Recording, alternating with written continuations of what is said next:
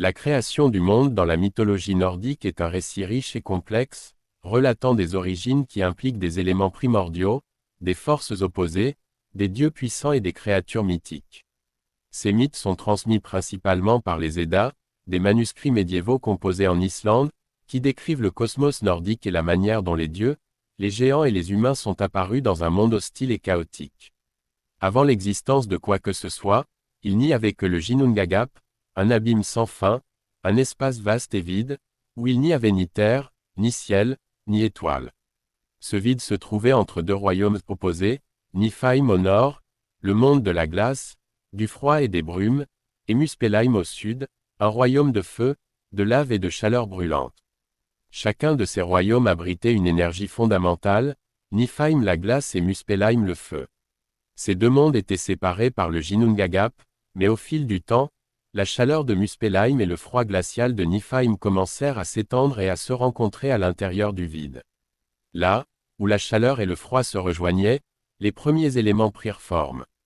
La glace fondit sous l'effet de la chaleur, créant de l'eau qui se mit à goûter, et de ces gouttes naquit Ymir, le premier être vivant, un géant primordial. Ymir, le géant primordial, est souvent décrit comme androgyne ou hermaphrodite, et il possédait la capacité de se reproduire par lui-même. Ainsi, alors qu'il dormait, de la sueur émergea de son corps, et des géants surgirent de ses bras et de ses jambes. Ces êtres devinrent les premiers de la race des géants de givre, également appelés Jotnar. Les Jotnar sont une race ancienne et puissante, qui allait longtemps rivaliser avec les dieux pour le contrôle du cosmos. Dans le même temps, de la glace fondue jaillit également une vache géante nommée Audomla. Audomla devint la nourrice d'Ymir.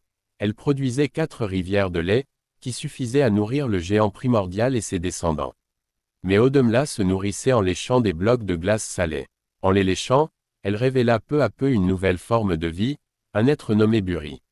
Buri était le premier des dieux, il émergea complètement des blocs de glace après 3 jours de léchage. Buri engendra un fils, Bor, qui épousa une géante nommée Bestla. Ensemble, Bor et Bestla eurent 3 fils, Odin, Vili et Cinquième. Ces 3 frères devinrent les premiers dieux de la mythologie nordique, et Odin, le plus puissant d'entre eux, allait plus tard devenir le roi des dieux et le chef d'Asgard, le royaume divin. Odin, Vili et Cinquième prirent alors conscience du chaos qui régnait dans le cosmos et décidèrent de mettre fin au règne des géants pour créer un nouvel ordre. Pour cela, ils s'attaquèrent à Ymir, le géant primordial, dans une bataille titanesque. Les 3 dieux parvinrent à tuer Ymir, et de son corps, ils créèrent le monde. Le cadavre d'Ymir servit de matière première pour la création du cosmos. La chair d'Ymir fut transformée en terre. Son sang devint les océans, les rivières et les lacs. Ses eaux furent les montagnes. Ses dents et les éclats de ses os brisés devinrent des pierres et des rochers. Son crâne fut élevé par les dieux pour former le ciel. Son cerveau devint les nuages, suspendus au-dessus de la terre. Pour maintenir le ciel en place, Odin, Vili et Cinquième placèrent 4 nains aux 4 coins du monde, nommés Nordri, Sudri, Austri et Vestri, les points cardinaux nord, sud, et ouest, qui avaient pour tâche de tenir le crâne d'Ymir en équilibre. Après la création du monde, Odin et ses frères décidèrent d'apporter de la lumière à l'univers.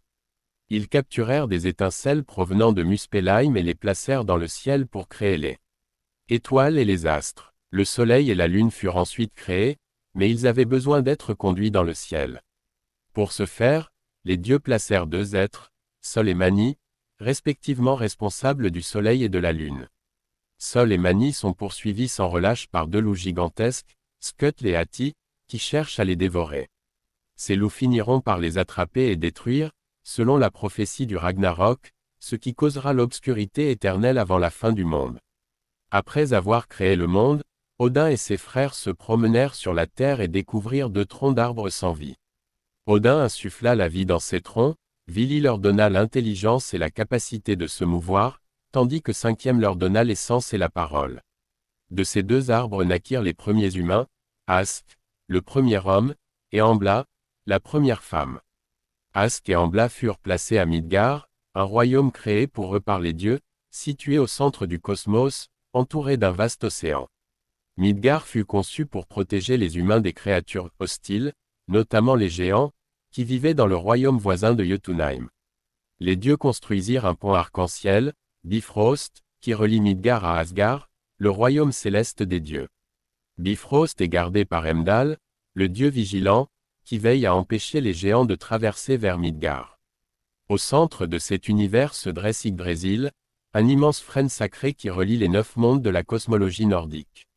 Ses branches s'étendent au-delà des cieux, et ses racines plongent profondément dans divers royaumes. Une racine s'enfonce dans Asgard, le monde des dieux.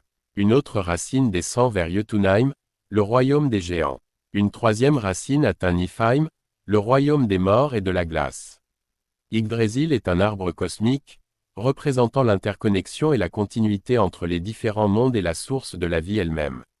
Autour de ces racines se trouve Nidhogg, un serpent ou dragon qui ronge les racines de l'arbre, symbolisant l'entropie et la décomposition, tandis qu'en haut de l'arbre, un aigle immense veille, et un écureuil, Ratato Skr, parcourt l'arbre pour porter des messages provoquants entre l'aigle et Nidhogg, alimentant ainsi la tension entre les forces de la vie et de la mort. L'univers nordique est composé de 9 mondes interconnectés par Yggdrasil, et chacun de ces mondes abrite des êtres et des créatures spécifiques.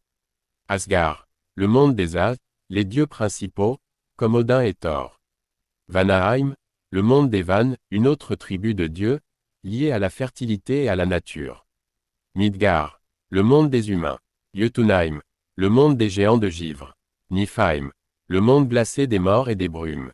Muspelheim, le royaume du feu, habité par les géants de feu. Alfheim, le monde des elfes de lumière. Svartalfheim, le monde des nains. Helheim, le royaume des morts, gouverné par Elle, la déesse de la mort.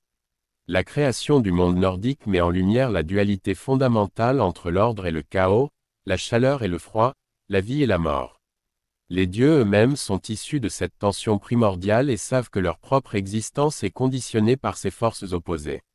Yggdrasil, en tant qu'arbre central, représente le lien entre les mondes, l'équilibre fragile et sacré de l'univers nordique, perpétuellement menacé mais toujours renouvelé par les cycles de destruction et de renaissance. Les mythes de la création nordique rappellent ainsi que l'ordre est toujours éphémère, et que même les dieux ne sont qu'une partie du grand cycle cosmique du destin, qui finira par engloutir toute chose lors du Ragnarok, avant de redonner naissance à un nouvel univers.